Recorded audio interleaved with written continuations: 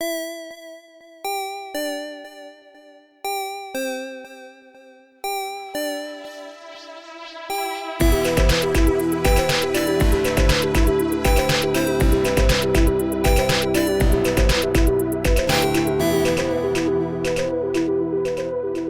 how's everybody's Easter going so far? Pretty great, apparently, because I completely forgot that was right now today. Mine's been going good. How did everybody's battle with the big rabbit go? I've had better years. Yeah. But, I at least took a couple of chunks out of one of his ears. Good. My teeth are bigger, so, I always have that advantage.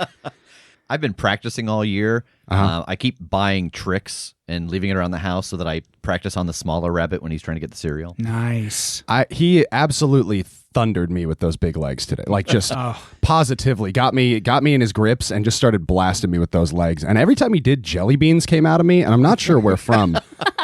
I think I don't recall that in previous years. So I don't know if it's an aged into it thing or if he's got a new power.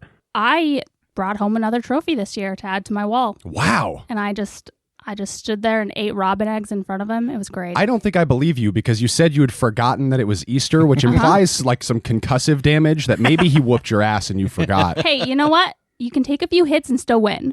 Okay, so you just wondered, you weren't sure where the trophy came from, but now it's all coming back to you as we talk about it? Exactly. Okay. What is the trophy? Do I want to know? Should we not discuss this? You don't want to know. Yeah, fair.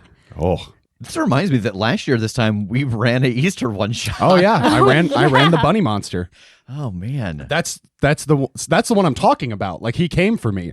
He was upset that I told his story and I didn't do it justice, and he came for me hard. You didn't do it justice? What did you Well, okay, I think he was trying to explain it to me, but he doesn't speak human words. Like it's almost sort of like a weird eldritch tongue a lot of the time. Wait a minute. You didn't take Eldritch Tongue in high school? I didn't Was that take- not I didn't a take- mandatory class? I didn't take Eldritch Bunny. Oh, okay. Yeah. Gotcha. This core 40 really messes people up. Yeah. When you get older. It was an elective at my school. And Okay. Absolutely mandatory all 4 years for mine, so. I had no idea it was Easter until I can't remember who came in and said it. I was like, oh, it's Easter. I was like, oh, right. Cool. Well, let's record. Well, let's do what we usually do on days that aren't Easter. On Sundays, yeah. It is the beginning of the month, so we would like to take this opportunity to thank everyone who joined us on our Patreon in the month of March. Harry Ward, Benjamin Gray, Danny82, Matt Barnes, Jency Britt, The Ragamuffin, Ben Doyle, Corpse, Sean Klein, Flannelled Bear, Ossifer, and Mary. So thank you to all of you who joined us this month, and thank you to all of you who join us every month.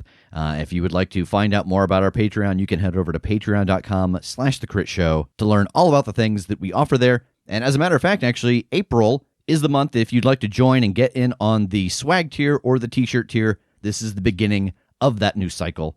This morning I was working on the swag that we're getting ready to send out, and I am very excited for everyone to see it. Yeah. It looks so cool. Yeah. Also, just a little update on the cosplay contest for our 3-year anniversary. We said we would announce the prizes.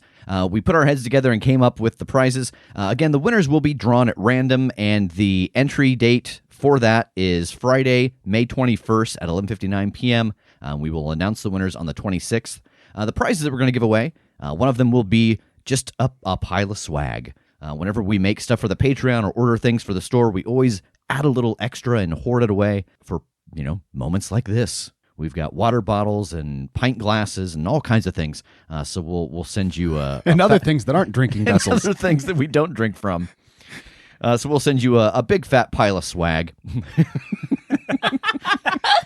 sounds like an insult. Insulted them, yeah. So we'll send you big fat piles. Wait, hold on. One of the other prizes will be that I will run you through a one-shot of Monster of the Week with you and 3 of your friends. We'll figure out how to do that like on Skype or Discord. And then for the third prize, that will be a coupon code for our store. We have the T-shirts and everything like that ships internationally. So that will be a coupon to use on the store to get some free merch that way. So again, any character from anything we have done, submit that through email, through the website, or tag us on Twitter by Friday, May 21st. And then lastly, we're coming up towards the end of iHunt.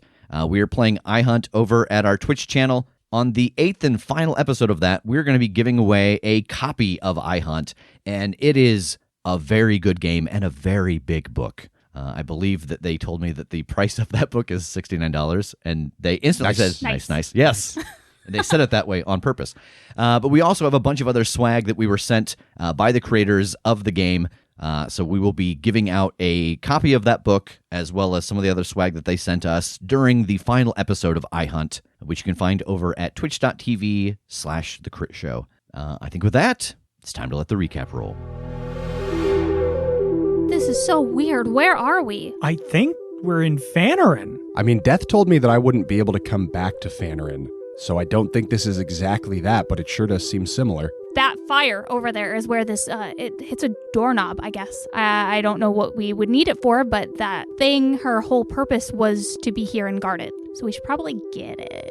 Hi, I'm Tass. Oh, nice to meet you. I'm Raylor. What are you doing up here? Studying. Oh, what are you studying? Oh, the various inhabitants of this mountain. There are all kinds of interesting things here to be found, and I'm just a big fan of learning. Raylor, do you mind if I pop out your doorknob real quick and give something a shot? Sure. All right, I'll do that. All right, so you pop off his doorknob and you place this magical silver one on. You open the door, and instead of opening out to the snow, it opens into a large stone room. You can hear the sounds of music playing and people talking, and the smell of beer and chicken come wafting through. And there are some heavy footsteps as someone approaches down a hallway just to your left that you can't quite see through this doorway.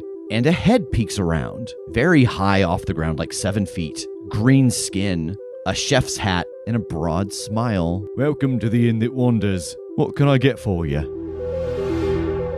Trog? Yeah, that's me name. How are you? I launch through the door and hug him. Oh, careful there now, little fellow. What's going on? It's me, it's Tass. I used to be a halfling with the horns, but we went to our other place, but this is me for real. Oh, look at you. You all grown up. Oh, it is you. It's our you. Oh, it's good to see you. Wait, grew up? Hold on. Yeah, you used to be a little tiny thing with horns, and now look at the size of you. Oh, all right. Like, yeah, twice the size. Yeah, that's okay. Yes, fair. I grew up. All right, cool. Oh my God. Holy shit, it worked. Kind of. Yeah, I wonder. Hey, first of all, hey, Trog, it's me. I know that voice. Yeah, buddy, what's up? Hey, how are you? I wasn't sure I was going to see you again. Yeah, I wasn't sure either. So you know how this thing works, like how we found the entrance, the magic doorknob? Yeah. We had some issues a while ago. You know, Haven, it's kind of exists in its own little space, and we had a problem where one day, Lendar and I, we couldn't get out. Like, it just stopped working. And so we had this idea of where we made these magical doorknobs, and we just started putting them through the teleporter. And eventually, people started opening the door, and they came back out. And now we've just kind of become, I don't know, like a interdimensional pub. People find the door, they can come in. As long as you got the doorknob, you can open the door wherever, and it leads here. So can I pop the knob back off here and bring it with us? Is that what we have to do? Yeah. If you want to be able to, like, come back here from another door. Oh, all right. Hi, I'm Megan. Oh, hi, Megan. How are you? I like your hair. Oh, thanks. I like your hat. Thanks. And Trog, that's Raylor. Oh, hey, Raylor. You joining? You coming in? What exactly is going on here? I guess we've cracked an entrance to you heard him, an interdimensional pub. Does that sound like your kind of thing? May I ask what world this pub is on? It's technically part of Fanarin, but we're kind of not really on any plane of existence. It's like between the planes. If you were to like break the walls, it's just kind of gooey magic. Oh, well, it's very exciting. This would be my first trip off of Card.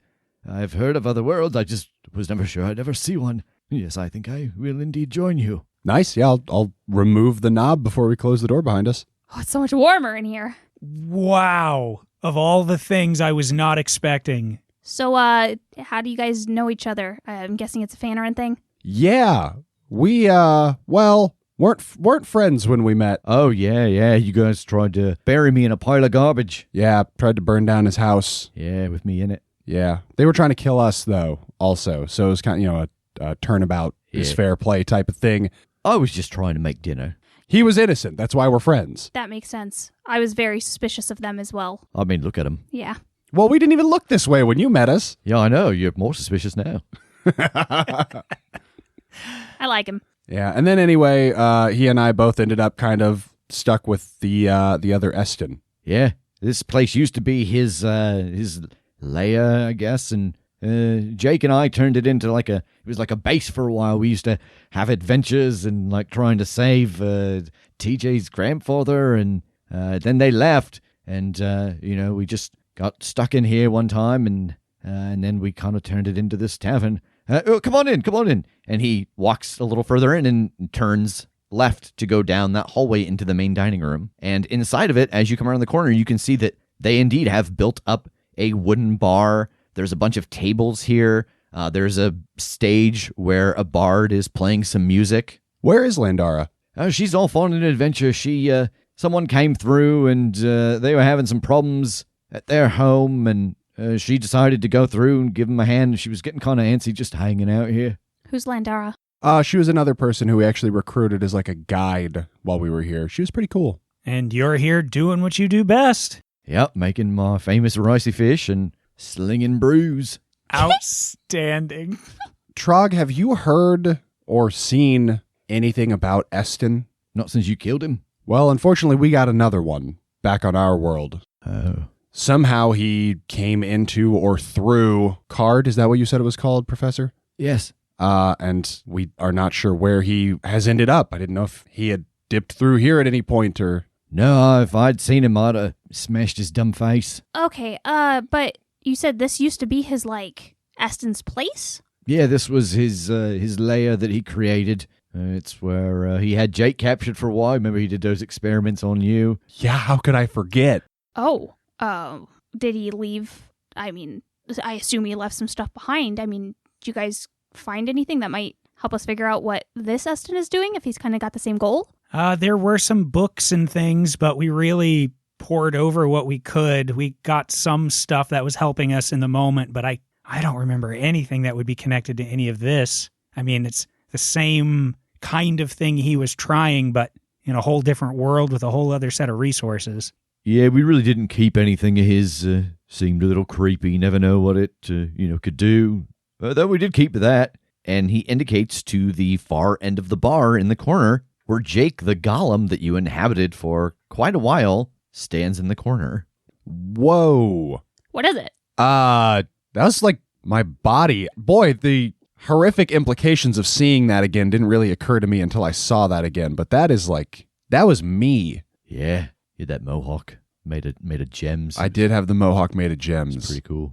And the chef's hat and the apron. This sounds like some weird, DLC outfit that you got for the character. We installed mods. I mean, in some way, we need to try and pick up a trail still.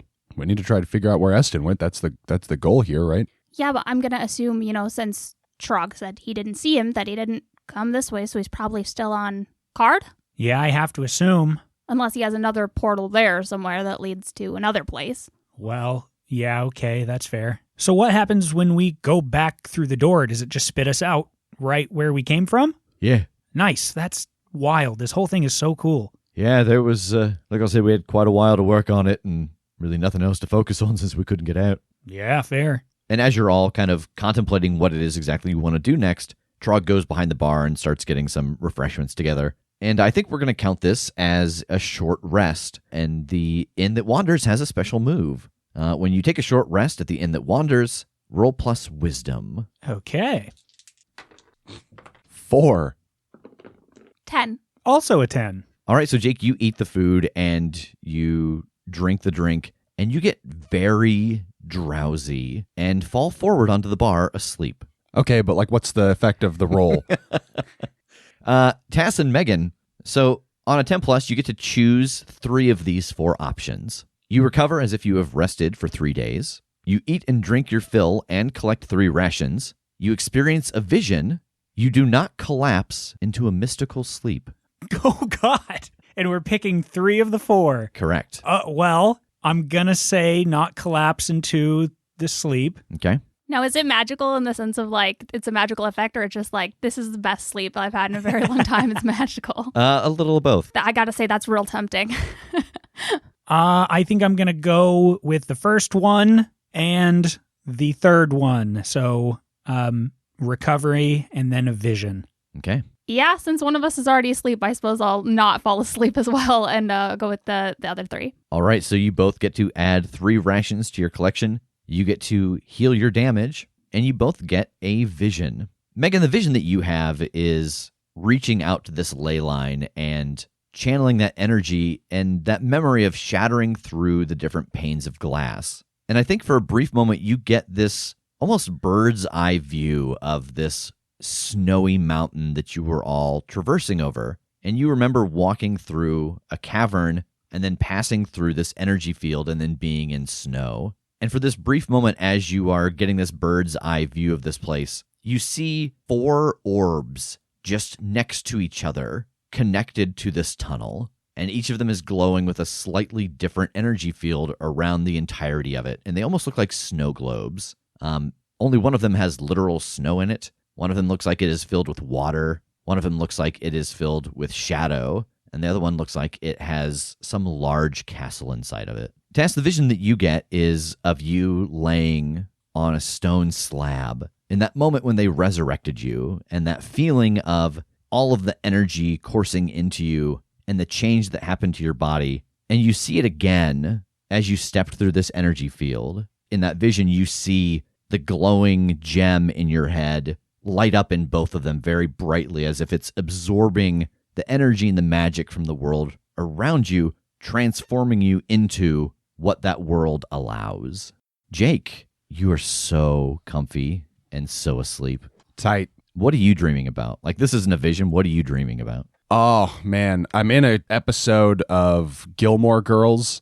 It's like that dream logic where like I am one of the characters, but also nobody knows me. It's where they open the ice cream shop. I'm running the ice cream shop in Gilmore Girls. Like, no one knows you, like everybody's treating me like I'm me, and I'm a new person to them. Like I'm someone they know, but I am Jake, except I am filling the role of a character that already existed in the show. Gotcha. Yeah. Those are great dreams. Yeah. I feel like I belong. Yeah. And everybody's so fast and so witty. God, I love it here. It's a nice change from the normal world you come from. Surrounded by all of us dullards. Big sad. So Tass and Megan, both of you feel rested. You have healed. You have gotten no strange magical sleep. But you notice that after you finish your food, after you have this vision wash over you, Jake is still asleep. Whoa. Do you feel like you just fell asleep? No, but like, kind of like I had a dream or like a vision, maybe? Yeah, like I get visions a lot, but this was different. This was, I don't know. I kind of felt like I fell asleep, and Jake's still riding his, I guess. Yeah, he's out. Yeah, he'll probably be out for a while. It seems to be people come in here and they have a drink, have something to eat, and they get rested up. Sometimes it's kind of like instant. Sometimes it's kind of like 3 days they sleep.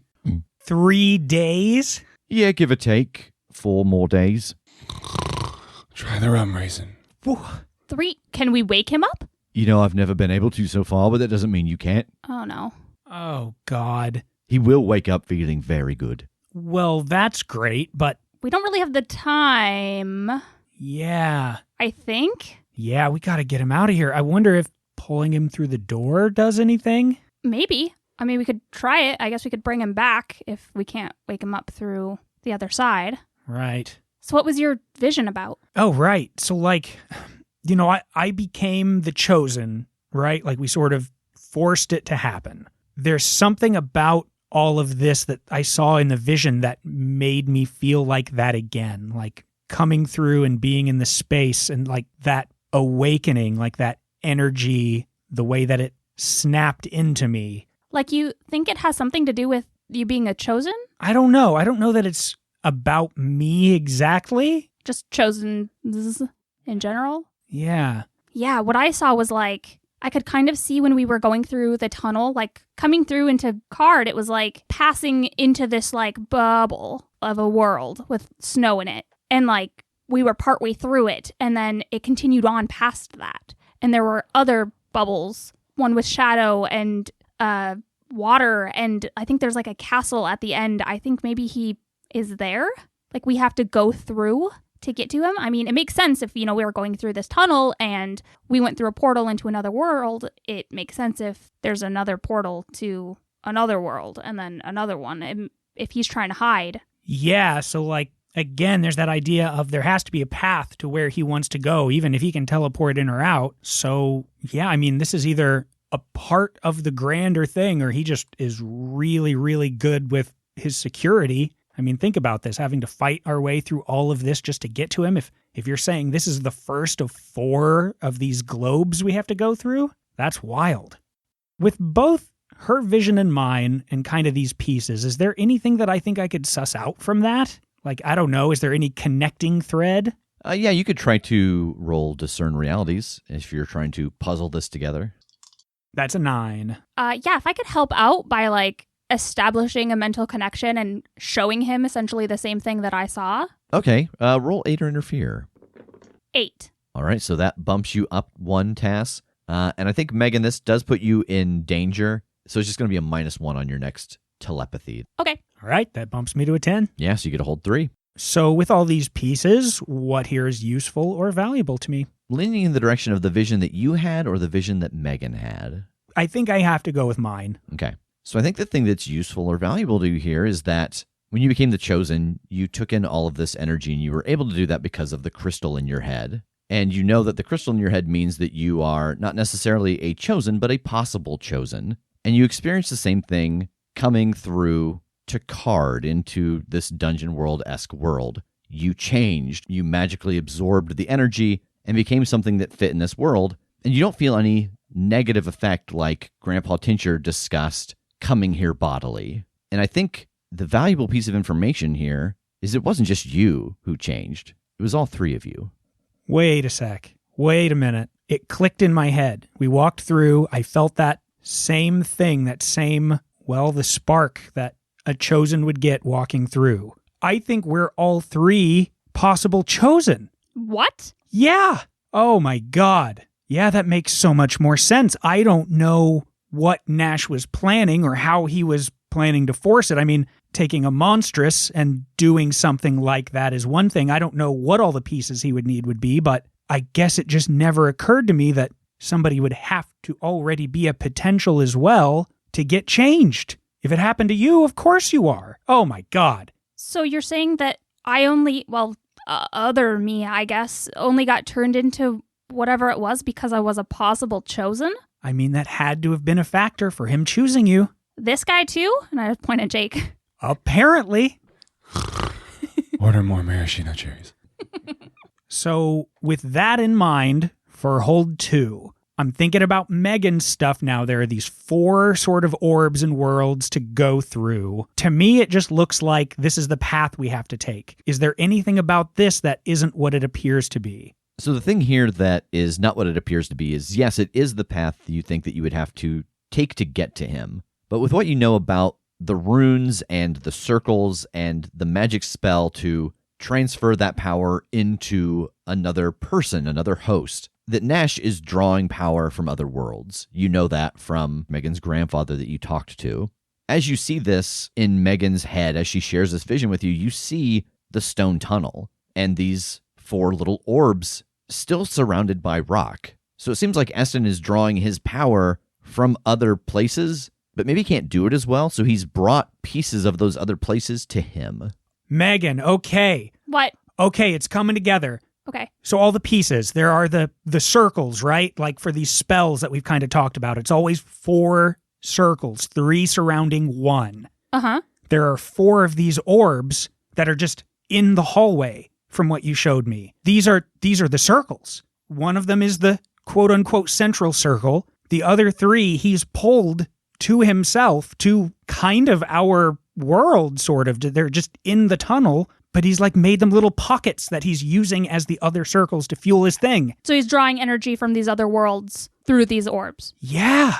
Okay, so what happens if we cut off the connection? Can we do that? With that thought, like if he's using these orbs to bring in these worlds and use them as a source, what here is useful or valuable to me? Like I'm trying to figure out the difference between should we do more work in each one, trying to find whatever this piece of the circle is that he's using and break that, or like is the useful thing to plow through these and get to him? Yeah, I think with what, and I don't, this isn't a jab, but with what little you know of magic compared to like Jake. Yeah. That you think it would have to be a very powerful spell to keep like a chunk of a world tethered in our world. I kind of described that it almost looks like a little snow globe. Like I think you can see the layers, like someone took an ice cream scoop and just took part of a world and dropped it down. So like Raylor may not even know that he's in this dome. Like he just thinks he's on the mountain and he goes to the edge of it and is like, oh no. Yeah.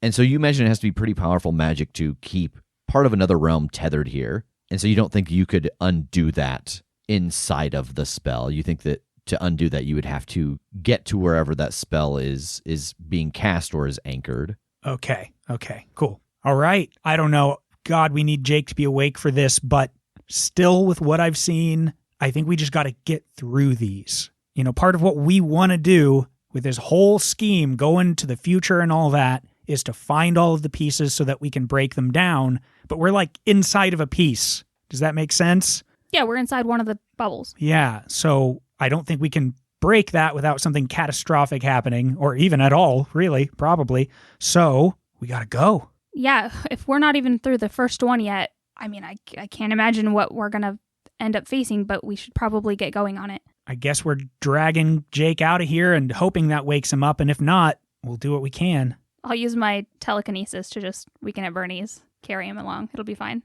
I like it. Very good. Well, damn, Trog, it's good to see you, bud, but I think we have to scram. You're right. Good luck. Thank you. And now that we have the knob here, you can bet we'll try to see you more. Yeah, sounds good. It was really nice to meet you. Yeah, you as well. Rayler, you chilling here, or are you coming back through? I rolled his dice. As you turn to ask him that question, he is also asleep on the bar. Welp. I'll get Rayler. Okay, yeah. I'll use my telekinesis to levitate Jake out of the room. Yeah, no problem. You are able to lift Jake out of his spot at the bar and hover him over to the door. As you all approach the door, it does open of its own accord, and you can see the inside of Raylor's cave through the door. After you. After you. And I have Jake go through, and I follow him. All right, so you push Jake through, and then you all follow, and the door closes behind you. Jake, how much harm do you have? I'm only sitting at 1 damage right now. Okay, so you're at 2 now. There is a moment where as you pass through this door, you are jarred awake. You feel like if you had been in worse shape, that could have been way more deadly. But the two of you see as you push Jake through the door, he's ripped out of this magical sleep, and a couple of his old wounds open up and start to bleed.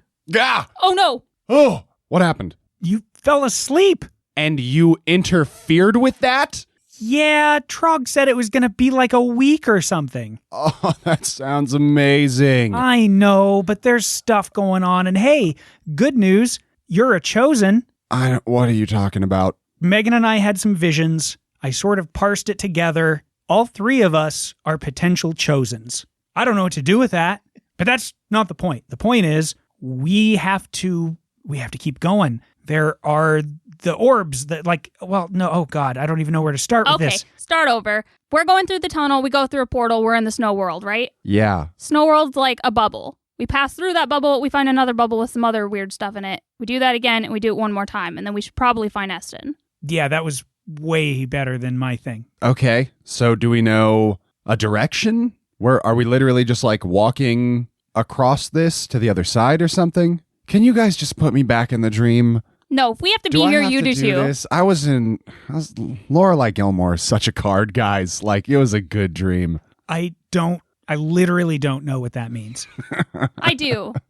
Let's keep going forward. I think if we just follow the path up this mountain, maybe just like the path we were on, because that kind of felt right. Like we thought we had to go this way, right? Yeah, if they were lined up the way you showed me, it seems like we got to just go from one to the next. We have to get through whatever this space is sort of path is. I think at this point, Raylor, who has also been jarred out of the sleep, raises his hand. What do you mean, trapped in a bubble? So you're kind of in like a little pocket dimension version of a piece of your world, like it was sort of scooped out of a card, you said it's called? Yes. And it is now sort of occupying another place. So until we get through and break that, you're sort of trapped here. Oh, where did you enter into card? Like, what was your surroundings? Kind of in the middle of a field looking at the mountain in the distance and that little camp. Yeah, we weren't too far away from that camp. Oh, all right. I will not venture past that point until I don't know. What would the signal be that it's... I'll just continue to do my research and I'll go see if there's a boundary when I'm finished, I suppose. Yeah, that's the best we can offer you. So do we keep going towards that bridge that you talked about? I mean, that seems right. It seems like the only other path. Yeah, and the bridge would be essentially just a straight line from where you came in. All right, I think we need to get there to get through this world. Jake, how you feeling? See, you're bleeding a little bit there. Oh, yeah, I am. No, I'm pretty good. Yeah, that kind of smarts though. I mean, I've got some more bandages and stuff if you want to get wrapped up before we run. Yeah, I wouldn't mind a Band-Aid here. All right, and I'll get to work on patching him up. All right, so you apply bandages, remove one charge, and Jake, you can heal those 2 points of damage. Huzzah, I'm full. Well, Raylor, do you know the fastest way down the other side of the mountain? Do you have a sled? No. Do you have one we could borrow? One. That'll work. Very well. And he goes over into the corner and opens up a box and pulls out a fairly long metal sled. Oh, but then now I'll feel bad if you get in a scrape and the big beast thing comes for you. You won't be able to get away quickly. Yes, that's true. This is my emergency conveyance. Dang it. This is my escape sled. Break in case of Yitai. I could try to like go back to that camp and bust off a door or something if we want to just have a makeshift sled. Well, that seems like a long trek just to do that. I think I could teleport here though. Oh. Yeah, right. I think I brought that with me. I don't think I can bring you guys along, but like actually I feel like I'm kind of like looking around. I'm like I think if I can see it, I can do it. If I can see it, then I can be it. I don't remember the actual words to I believe I can fly. I bled, I can sled. I hope I don't fall and bust my head. If the Yitai catches me, I'm dead. How do you have a karaoke machine in here? It's standard research equipment. It's what he records all his field notes on. I'm researching the acoustics of caves. I love him. Oh my God. Yeah, I mean, I honestly don't know if that would work. Sleds usually have like the front end is kind of turned up to be able to like be aerodynamic and like work on snow, and we could try it, but I don't know. And if we start to wipe out, we pop in the knob, open that baby up, and fall through to safety. Perfect. I just have no better idea. I mean, yeah, if you can teleport and we don't have to wait for you to make the entire journey, let's try it. Okay. Well, yeah, I'll walk back out and scan the horizon for that camp again. Can I see it from here? Yeah, you can. It's a little hard to see because you notice that the snow has picked up, but you can still make out the outline of the shacks. Okay. Well, I can barely see it. The weather's getting worse again, though. Ooh. Does it look like the weird witchy ghost woman stuff, or is it just legitimately getting worse? I have no idea. Well, if your ability to teleport is conditional on your visibility, either hurry up or this is a bad idea. All right, I'm going to take a second to gather up some magic here. All right, roll it. 12. All right. And how much does it cost to teleport, or you just have to have some? I can spend one magic to teleport to a location I can see. Okay. So I will spend one to teleport to the camp. So, Jake, what does this look like when you use the sword to teleport? Well, the text of the move says your weapon can slice through space. So I think I literally swing the sword down and it cuts a rift that I just like instantly follow through. Yeah, so you slash through space and step into the center of this little camp with its 4 huts. I'll take a brief look around to see if there's anything here that seems like it would be a better substitute for a sled. Why don't you roll Discern Realities? 7. All right, you get a hold 1. what here is useful or valuable to me. I think that looking around, you do notice that part of the roofs of these places have some metal on them. And you think that if you were to take the doors and that metal part of the roof, you could probably make what Megan described, something, a lip at the front to stop snow from just piling up on it. Okay, then I'll do that. I'll start trying to break one of these down and get the requisite pieces. So I think as you're doing this, you do hear, again, that familiar wail on the wind. I go faster. Yeah, that's fair. I just imagine you kind of looking back over your shoulder as you hear that, and you do see her off in the distance. She's not looking at you. She's just kind of roaming, but the storm does seem to be centered around her. So it seems like you were able to dissipate her, but that she has reformed in this area. Okay. But you were able to gather the pieces and spend another point of magic to get back to Raylor's cave. All right. Oh, look at you doing some inventing here, huh? Yeah, I think we'll have to kind of bind these together, but hopefully this will serve the purpose. Spooky Snow Lady is back. Yes, she has kind of reformed, remanifested. She's out there making the snow. That's interesting. You destroyed her, but she pulled herself back together, or maybe did you not kill her? I guess, how do you kill a ghost? Yeah, that's a good point. If it's more just dissipating her until she reforms, then yeah, she might just be there. Interesting. There could be something inside of her. I suppose this is probably not your immediate concern, but there could be something inside of her journal that maybe would help discern how to permanently release her. But I do realize you're in a hurry. Yeah, as much as I'd like to release someone that's trapped in that way, I don't know that we have time for that at the moment. Also, we might want to reconnect this to the rest of its plane, or else there might be nowhere to release her to. Oh, God. Oh, interesting. Because, I mean, I don't know, this might be cut off from the beyond, whatever. If you've been scooped out of your dimension, maybe there's nowhere to go. Oh, so you're saying maybe I can't die.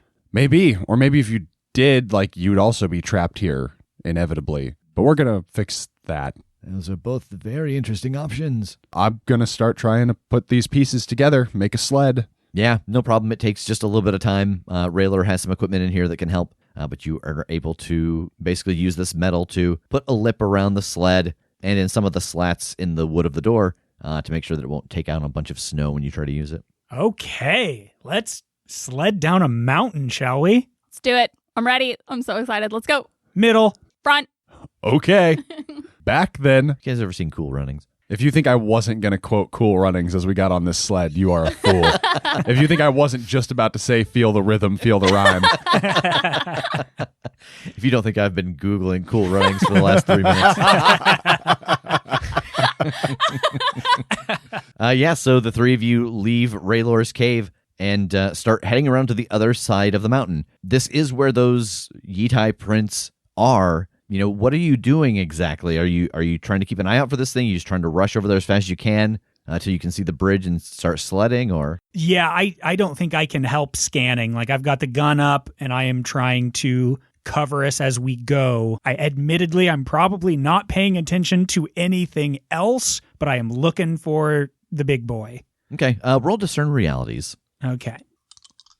10. All right, you get a hold 3. Okay, I am scoping out the scene. So first thing that I'm really paying attention to, are there creatures hidden? Yes, you do notice that as you're scanning around, there are certainly more of the ice gnomes that are hidden partway down the hill towards the ice bridge. And you do see the tracks of the Yitai, and you can see, seems like it's laying down in the snow closer to the peak, maybe sleeping, but you can see the steady rise and fall of a very, very large mass of white fur. Whoa, look. And I'm going to point up towards it. You see that lump? Oh, no. Yeah. I can see it. Holy shit. Okay, we got more ice gnomes too on the way down. So if we could scoot on past those as fast as possible, that would be superb. And I'll try to kind of point out the spots. Yeah, and as Tass is showing you all of this, what you see is that you're now on the far side of this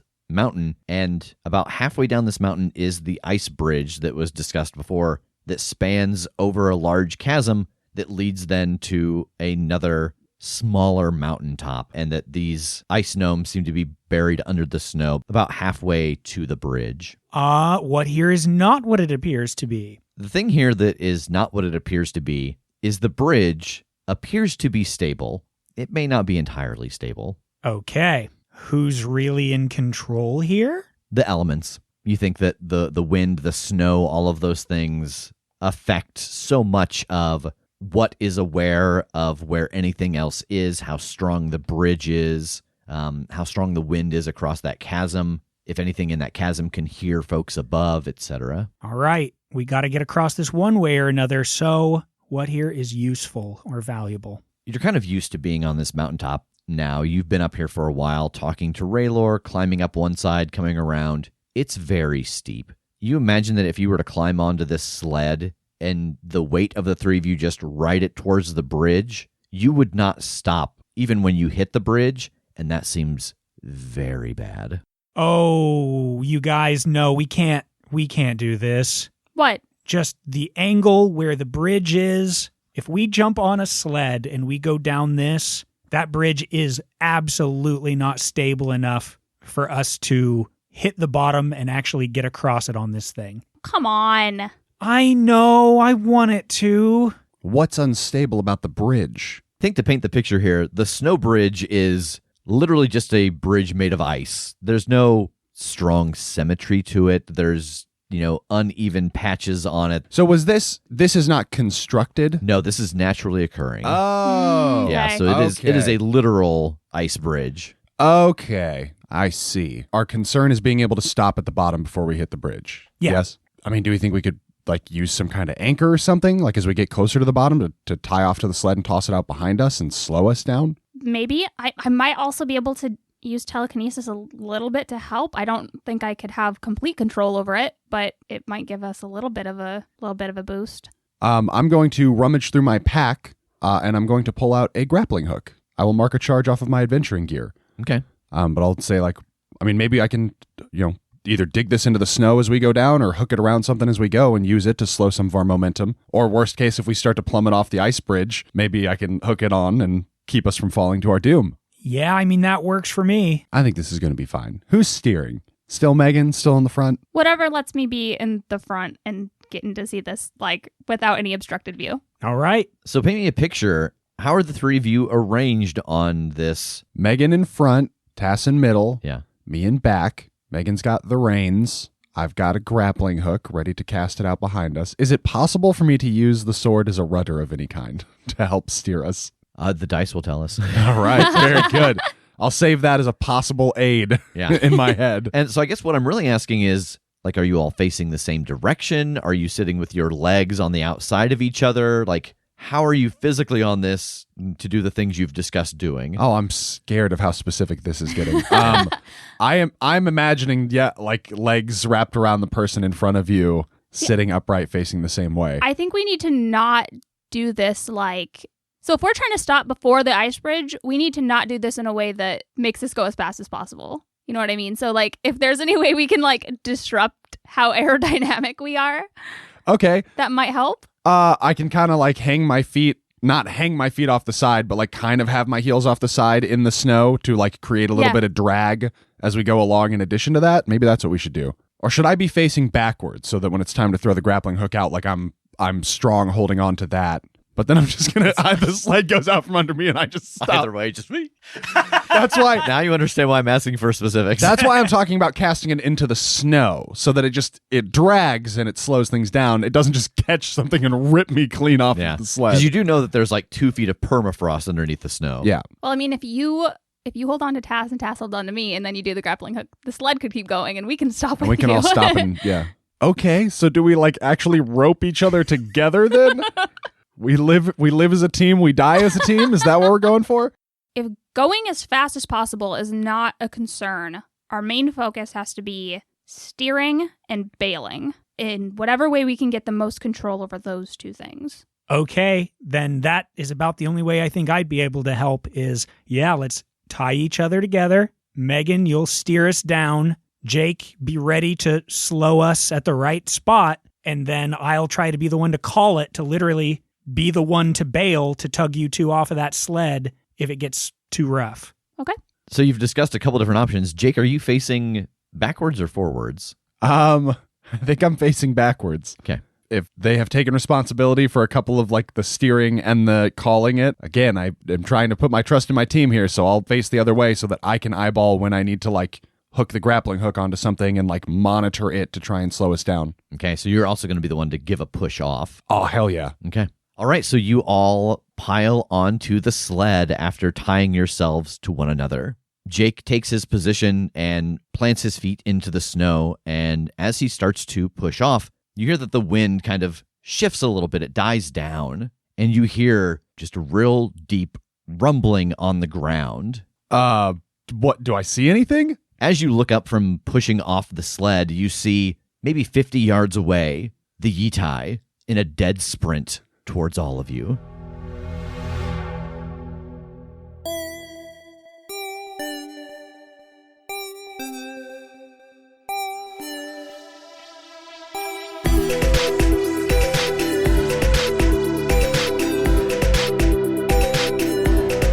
The Critshow is a Critshow Studios production, edited and produced by Brandon Wentz with music by Jake Purley. You can find more information about us at thecritshowpodcast.com. To keep up to date with upcoming live shows, contests, and other special events, follow us at The Crit Show on Facebook, Instagram, and Twitter. For even more weekly content, join us at patreon.com/thecritShow.